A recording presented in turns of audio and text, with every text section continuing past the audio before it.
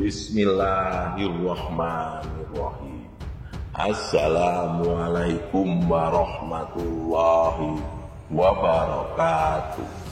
Sahabat Superpedia yang dimuliakan Allah, semoga kita selalu dalam keadaan sehat walafiat. Zaman dahulu ada seorang alim ulama terkenal yang beribadah selama 70 tahun tanpa sekalipun ia pernah melakukan dosa. Namun teman-teman, ia malah berakhir di neraka. Lantas, apa yang salah dari hidupnya? Dan kira-kira perbuatan apa yang bisa menggiringnya ke neraka? Mohon kepada sahabat seiman untuk menonton video ini sampai habis, agar tidak terjadi kekeliruan dan salah paham. Di video kali ini, kita akan membahas tentang seorang alim ulama yang berakhir di neraka.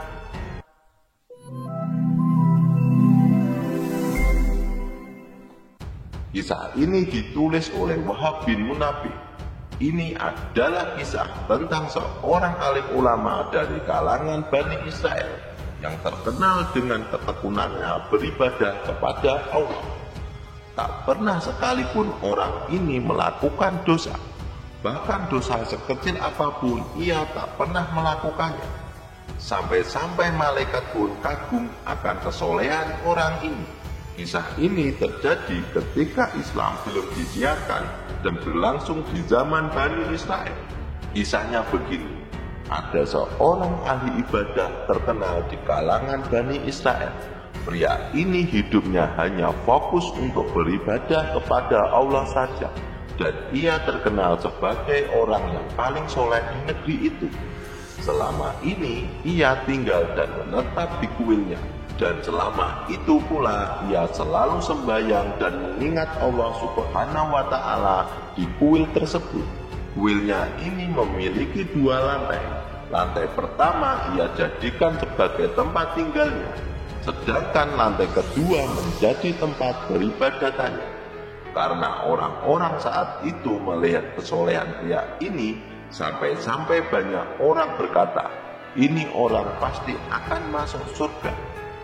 Namun ternyata iblis dan setan tidak akan pernah rela jika hal itu terjadi. Iblis senantiasa akan menggiring anak cucu Adam ke neraka bersamanya. Jangankan orang yang tingkat keimanannya biasa saja, bahkan seorang alim pun tak luput dari godaan makhluk terkutuk ini. Dalam kisah ini, selama 70 tahun lamanya, iblis dan setan selalu gagal untuk menggoda pria alim ini supaya terjerumus dalam kemaksiatan. Namun, iblis tidak pernah patah semangat. Ia akan selalu menggoda anak cucu Adam selangkah demi selangkah. Sahabat seiman, pada suatu hari ada 3 orang pemuda yang datang kepada pria alim ini. Ketiga pemuda ini adalah saudara sekandung. Mereka ingin menitipkan adik perempuannya yang bungsu kepada pria paling alim di kota itu. Karena mereka akan pergi berperang selama beberapa waktu untuk membela kerajaannya. Pada saat itu mereka datang kepada pria alim ini sambil membawa adik perempuannya. Namun awalnya pria alim ini sempat menolak karena ia takut akan timbul fitnah di masyarakat. Tapi mereka terus mendesaknya karena mereka yakin jika adik perempuannya dititipkan kepada pria alim ini, pastilah tidak akan kemana-mana. Mengingat ia terkenal soleh di antara orang-orang soleh lainnya di kota ini. Akhirnya karena mereka terus mendesak, pria alim tersebut pun mau menerima titipan adik perempuannya. Tetapi dengan beberapa syarat. Ia ingin agar adik perempuannya tinggal di lantai pertama kuilnya dan tidak boleh keluar sama sekali. Jadi artinya pria alim ini tinggal di lantai 2 dan gadis tersebut tinggal di lantai 1 agar tidak timbul fitnah di masyarakat. Akhirnya ketiga pemuda itu menitipkan sejumlah uang untuk biaya makan adiknya selama dititipkan. Kemudian mereka bertiga pun pergi untuk berperang. Sahabat Superpedia yang dimuliakan Allah, setiap hari pria alim ini pergi ke pasar untuk membeli makanan. Kemudian ia meletakkan makanan itu di depan pintu gadis ini. Lalu ia mengetuk pintu tersebut dan pergi sebelum gadis itu membukanya. Setelah pria alim ini pergi, barulah gadis itu membuka pintu dan mengambil makanan tersebut. Hal ini terjadi setiap hari selama berbulan-bulan. Pria alim ini sengaja melakukan ini untuk menghindari kontak dengan gadis tersebut agar tidak terjerat nafsu. Selama berbulan-bulan ia melakukan hal ini hingga suatu hari setan datang dan berbisik kepadanya, "Tak eloklah jika engkau hanya mengetuk pintu tanpa mengucapkan salam. Bukankah kita dianjurkan untuk mengucapkan salam kepada sesama manusia?" Akhirnya keesokan harinya ketika ia membawa makanan, ia mengetuk pintu itu dan mengucapkan salam. Kemudian langsung pergi tanpa menunggu balasan salam dari sang gadis. Ia melakukan ini karena takut terjerat nafsu jika mendengar suara wanita. Mengingat selama ini ia selalu menjaga pandangan dan telinganya dari wanita. Namun setan datang lagi kepada pria alim ini dan berbisik, "Seharusnya kau tunggu gadis itu mengucapkan salam. Siapa tahu selama ini ia tidak ada di dalam, atau siapa tahu ia kabur entah kemana." Pria alim ini pun berpikir, ternyata ada benarnya juga. Siapa tahu makanan yang selama ini kukasih tidak sampai ke gadis itu, dan aku melalaikan amanah dari kakak-kakaknya untuk selalu memberikan adiknya makan setiap hari.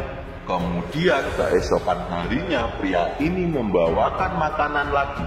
Lalu ia mengetuk pintu itu dan mengucapkan salam. Kali ini ia menunggu di depan pintu hingga gadis itu mengucapkan salam juga.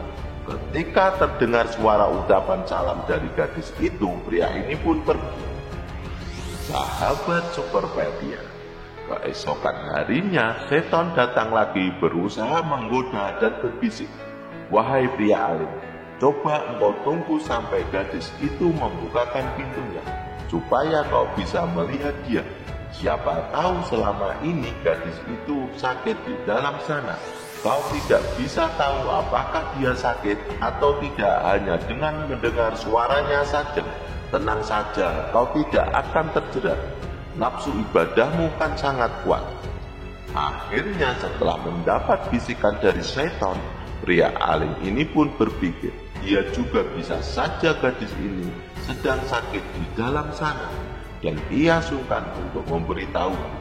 Mungkin benar, aku harus melihatnya.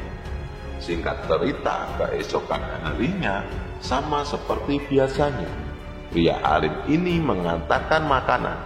Namun kali ini ia menunggu sampai gadis itu membukakan pintu. Setelah pintu itu dibuka untuk pertama kalinya, pria alim ini melihat gadis ini. Ia pun melihat bahwa rupanya gadis ini sehat-sehat saja, tak seperti apa yang ia khawatirkan. Lalu setelah pria alim ini melihat, ia pun pergi tanpa berkata sepatah kata pun kepada gadis ini. Nah, di sini setan selangkah demi selangkah menggoda pria alim ini.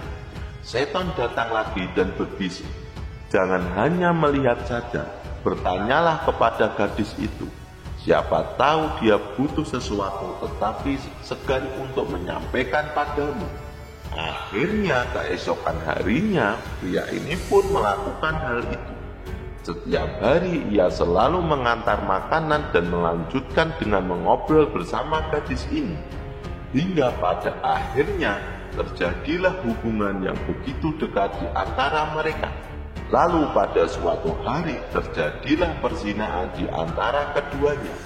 Bahkan perzinahan ini terjadi setiap hari, setiap kali si pria alim ini mengantarkan makanan kepadanya. Sahabat Superpedia yang dimuliakan Allah, akhirnya si gadis ini hamil akibat perzinahan dengan si pria alim tadi. 9 bulan kemudian ia melahirkan seorang anak. Lalu muncullah kekhawatiran si pria alim ini. Ia takut jika hal ini ketahuan oleh kakak-kakaknya. Bagaimana nanti jika mereka kembali dari peperangan dan mengetahui hal ini? Pastilah mereka murka dan akan membunuhku.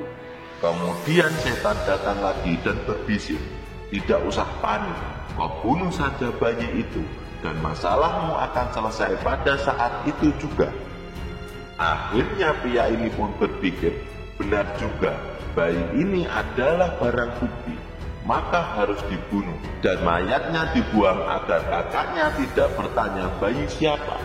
Lalu pada suatu hari pria alim ini membunuh bayi itu dan mengubur mayatnya di suatu tempat yang jauh. Maka selesailah sudah masalahnya, karena ia telah menghilangkan barang bukti. Tapi ternyata setan datang lagi setelah peristiwa pembunuhan ini dan berbisik, tak mungkin gadis itu tidak bercerita kepada kakaknya bahwa dia telah berzina denganmu dan memiliki seorang anak. Bagaimanapun seorang adik biasanya suka bercerita apa saja kepada kakaknya. Supaya engkau selamat, lebih baik kau bunuh saja gadis itu.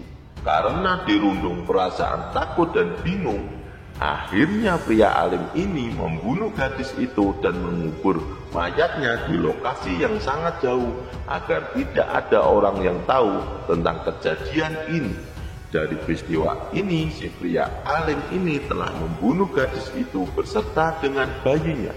Singkat cerita, datanglah ketiga kakak si gadis ini untuk menjemput adiknya pulang ke istana. Lalu pria alim ini berbohong kepada mereka, mengatakan bahwa adiknya tidak betah tinggal di situ dan pergi entah kemana setelah mereka bertiga meninggalkannya. Mereka bertiga pun percaya mendengar apa yang dikatakan pria alim ini, karena mereka pikir tidak mungkin pria yang terkenal soleh ini berbohong. Akhirnya mereka meninggalkan pria alim ini dan segera mencari adiknya yang dikatakan hilang itu. Mereka mencari adiknya ke seluruh pelosok negerinya, tetapi tidak juga menemukannya. Selama berhari-hari mereka bertanya kepada masyarakat sekitar, tetapi tidak ada seorang pun yang pernah melihatnya. Pada suatu hari setan datang kepada ketiga kakaknya ini dalam mimpi. Di mimpi itu setan memberitahu bahwa adiknya telah dibunuh oleh pria alim itu. Anehnya ketiga pria ini bermimpi hal yang sama pada malam itu. Mereka saling bercerita mimpinya masing-masing, dan ternyata ketiganya bermimpi hal yang sama. Mereka menyimpulkan bahwa mungkin ini adalah isyarat bahwa adik bungsunya memang dibunuh oleh pria alim itu, dan itulah alasan mengapa dia tidak bisa ditemukan. Akhirnya mereka bersepakat bahwa besok mereka akan memenggal kepala si pria alim itu karena telah membunuh adiknya. Keesokan harinya mereka pun menyiapkan sebilah pedang yang sangat tajam untuk memenggal leher si pria alim itu. Maka berangkatlah mereka bertiga dengan kudanya. Di sisi lain iblis datang kepada si pria alim ini dan berkata, "Ketiga kakak gadis yang kau bunuh itu telah mengetahui bahwa engkaulah pembunuhnya. Sekarang mereka sedang dalam perjalanan menuju ke sini untuk memenggal kepalamu." Mendengar itu, si pria alim merasa ketakutan dan bingung harus berbuat apa. Kemudian iblis berkata lagi, "Jika kau ingin selamat, aku bisa menyelamatkanmu. Tapi engkau harus sujud kepadaku terlebih dahulu." Karena merasa terdesak dan tidak memiliki pilihan lain, pria alim ini pun sujud kepada iblis itu, berharap ia bisa terhindar dari kematian. Saat pria alim ini tengah bersujud, rupanya di belakangnya sudah tiba ketiga kakak gadis tersebut dengan sebilah pedang di tangan mereka. Tanpa berkata apa-apa, mereka langsung memenggal leher pria alim ini dalam posisi ia sedang bersujud kepada iblis. Akhirnya pria yang terkenal alim ini mati dalam keadaan musyrik. Sia-sialah ia beribadah selama 70 tahun. Namun di akhir hidupnya ia harus mempersekutukan Allah Subhanahu wa Ta'ala. Padahal Allah Subhanahu wa ta'ala murka kepada orang yang menyembah selain kepadanya. Lihatlah teman-teman, bagaimana iblis dan bala tentaranya selangkah demi selangkah menggoda pria ini. Dari mulai melakukan dosa kecil hingga dosa terbesar, semua itu bisa dilakukan pria ini karena godaan dari syaitan. Untuk itu kita sebagai manusia hendaklah berdoa dan meminta perlindungan dari Allah dari hasutan setan yang bisa menggiring kita masuk ke neraka bersama mereka. Karena sejatinya tidak ada orang yang benar-benar aman dari godaan setan, baik itu orang biasa maupun pembuka agama sekalipun. Iblis tidak ingin masuk ke neraka sendirian. Ia mau mengajak anak cucu Adam untuk masuk ke neraka bersamanya. Wallahu a'lam bishawab. Jadi itulah kisah tentang seorang alim ulama yang berakhir di neraka. Semoga kisah ini bermanfaat. Lebih dan kurangnya mohon dimaafkan. Yang benar datangnya dari Allah Subhanahu wa ta'ala, dan kesalahan itu datangnya dari saya pribadi sebagai manusia biasa. Sampai bertemu di video selanjutnya. Saya akhiri. Wassalamualaikum warahmatullahi wabarakatuh.